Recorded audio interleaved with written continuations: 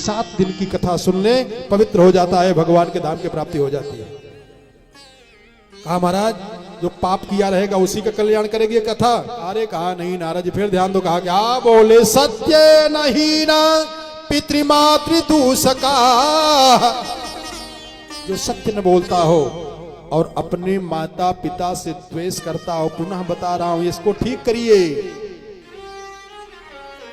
अगर आपको जिस कारण से बीमारी हुई है, दवा लिए और वो कारण छोड़ नहीं रहे हो, तो बीमारी कैसे ठीक हो जाएगी? बात समझ में आ रही है? जैसे अपने माता पिता से अगर आपके मन में द्वेष आ गया, द्रोह आ गया, ईर्ष्या आ गई, तो सारा भजन आपका पानी फिर गया, सब बेकार हो गया, मन में भी नहीं आने पावे, बहुत बड़ा पाप होता है।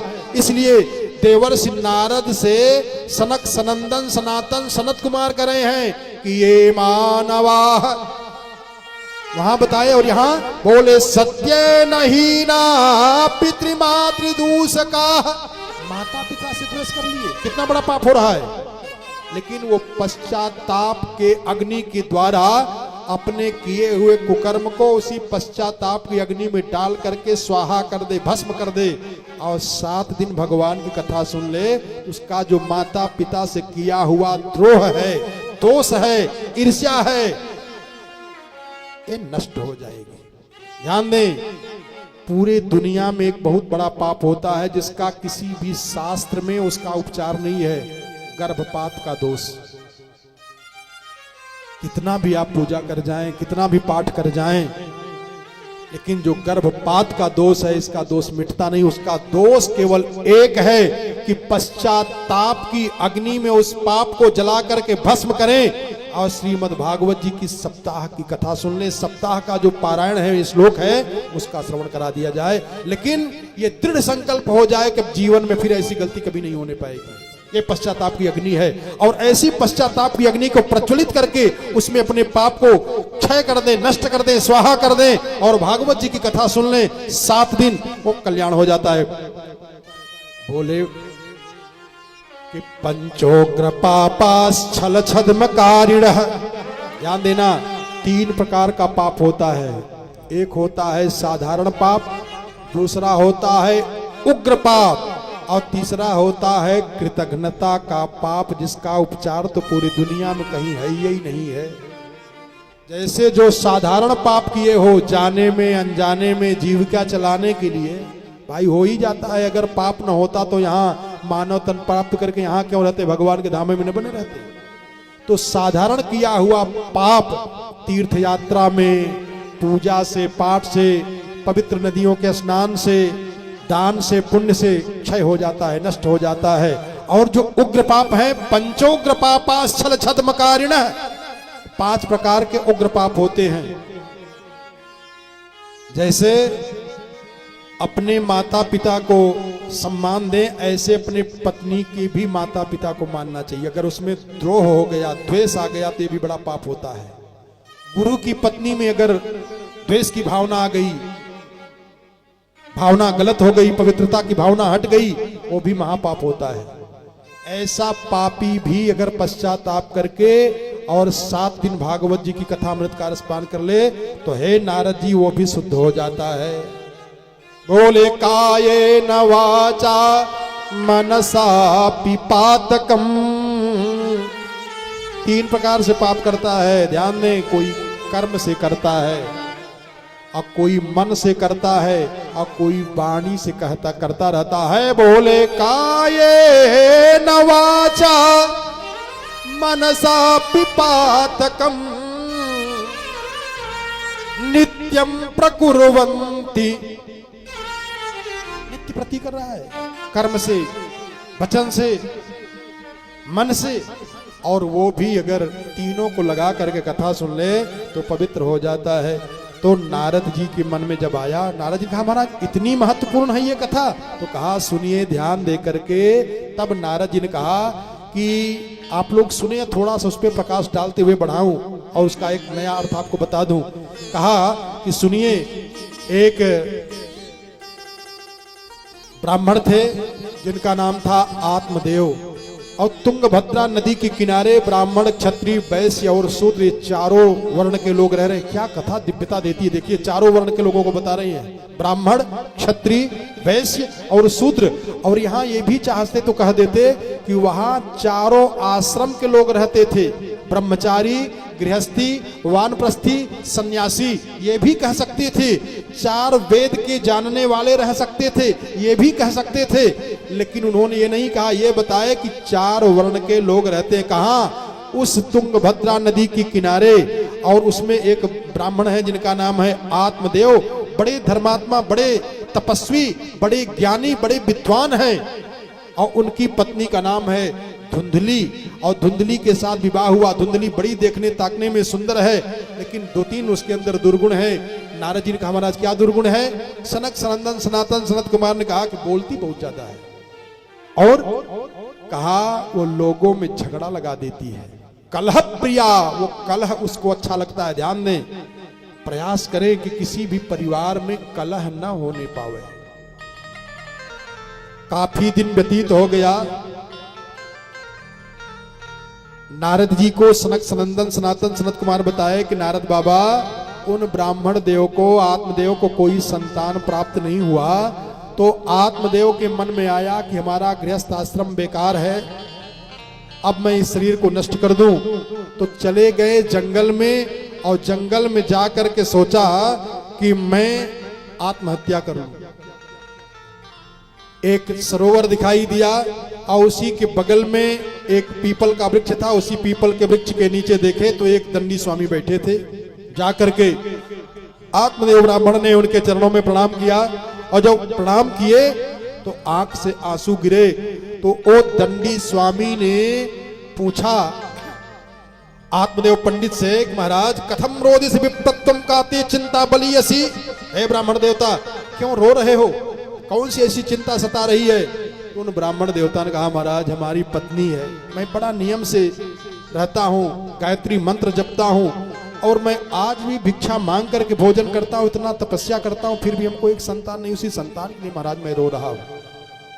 इतना ही नहीं महाराज, मैं सोचता हूँ कि फल लूं और सुबह किसी साधु को, ब्राह्मण को, भक्त को दान कर दूं, लेकिन वो फल सड़ जाता है हमारे हाथ से, दान पुण्य नहीं होता है। ध्यान देना, अपने आप से भी विचार करिएगा। जब दान पुण्य ना हो ना, तो जानिए कहीं न कहीं से गलती हो रही है। भगवान का भजन न हो तो जान लीजिए कि कहीं न कहीं गलती हो रही है। हनुमान जी ने कहा ना, हनुमान जी ने कितना बढ़िया ज्ञानी नामक गणयम है वो सुख और दुख की परिभाषा बताए। हनुमान जी ने क्या बताए? बोले कहा हनुमंत, अरे विपत्ति प्रभु सोई। कहा कब? बोले जब तब सुमिरन ये भजन न होई। अगर भजन न हो तो जान लेना कि दुख आ गया है, और भजन होने लग जाए तो दुख दुख नहीं रहता है, वो सुख है। आपको समझ में नहीं आएगा। सातों दिन आप सब भाग्यशाली हैं, सुनिएगा, बताऊंगा। तो नारद जी ने जब ये बात सुना तो बहुत प्रसन्न हुए। नारद जी सुन रहे हैं और ये कथा बता रहे हैं। सनक, सनंदन, सनातन, सनत कुमार, आत्मदेव ब्राह्मण ने कहा कि हमसे दान नहीं हो पा रहा है, वृक्ष लगाता हूं सूख जाता है। तो दंडी स्वामी ने ललाट की रेखा देखा। ध्यान से समझिएगा कि मस्तक पर हाथ में जो रेखाएं हैं, ये आपके जीवन की कुंडली इसी में छिपी हुई है। नारद जी ने देखा और देख करके कहा, देखो महाराज हमारी बात सुनिए। कहा क्या? कहा कि अब मैंने जान लिया है, मुंचा ज्ञानम प्रजा रूपम बलिष्ठा कर्मणो गति ही। कर्म की गति बड़ी बलवान है। अरे कर्मा की रेखा न्यारी। जो कर्म का फल है ये बड़ा बलवान होता है। कौन कहे? दंडी स्वामी ने कहा। और एक लाइन सुना दूं आपको, ये कैसे मिटता है कर्म की जो बात है, आगे सुनिएगा। अभी केवल यहां सुना रहा हूं। ये बताए कि मुंचा ज्ञानम प्रजारूपम बलिष्ठा कर्मणो गति ही। अनुवाद इसका भजन में बता दे रहा हूं। बोले कर्मा की रेखा न्यारी विधिना तारी ना टरे है कर्मा की रेखा न्यारी विधि ना तारी ना टरे है कर्मा की रेखा न्यारी विधि ना तारी ना टरे विधि ना तारी ना टरे हो विधि ना तारी ना टरे विधि ना तारी ना टरे हो विधि न तारी ना टरे हर कर्मा की रेखा नारी विधि न तारी हो कर्मा की रेखा न्यारी विधि ना तारी ना टरे हो कर्मा की रेखा न्यारी विधि ना तारी ना टरे विधि ना तारी ना टरे विधि ना तारी ना टरे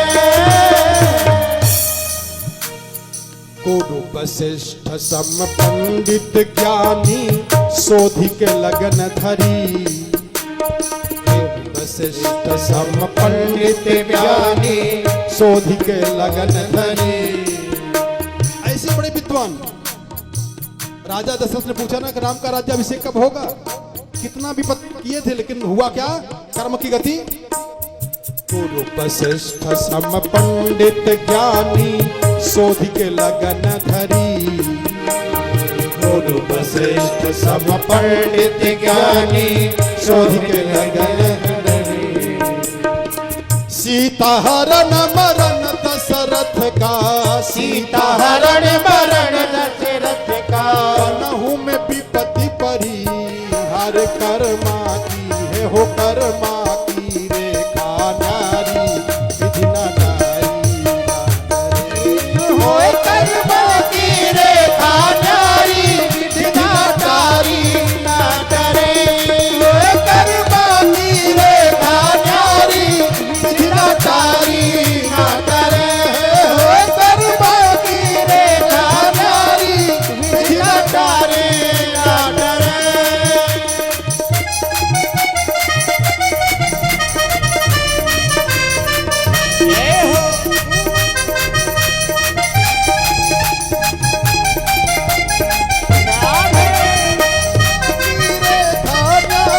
विधि ना तारी ना टरे हो कर्मा की रेखा न्यारी विधि ना तारी ना टरे ये बताया दंडी स्वामी ने। इसके बाद जब जिद किया तो ध्यान देना, जब उन्होंने कहा कि मैं महाराज बिना पुत्र के आत्महत्या करके मर जाऊंगा तो अपनी झोली में से तस्याग्रहम समालोक्य फलम एकम सदत्तवान। ध्यान दें, आज फिर एक भेद खोल दे रहा हूं। अपनी झोली में से एक फल रसीला फल निकाल करके दे दिया। बोले तस्याग्रहम समालोक्य फलमेकम सदत्तवान। कौन सा फल दिए? कथामृत का फल दिए। श्रीमद्भागवतम